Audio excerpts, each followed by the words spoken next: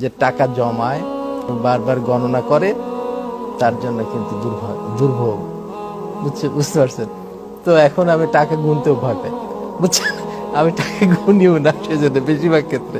হ্যাঁ, কাউকে দিতে হবে, গুনে দিতে হবে, সেই ক্ষেত্রে যেটুকু আছে। দ্বিতীয় আর একটা বলি, অনেক জায়গায় কিন্তু কোরআনের আয়াত আছে যে দুনিয়ার সমস্ত জিনিস আল্লাহ পাকের।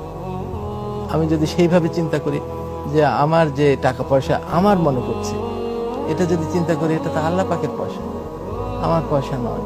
এখান থেকে আমি এইটুকু খরচ করতে হবে যেটুকু আমার দরকার। আমার ক্ষুধা লাগছে, ক্ষুধার জন্য এইটুকু দরকার, আমি এইটুকু খরচ।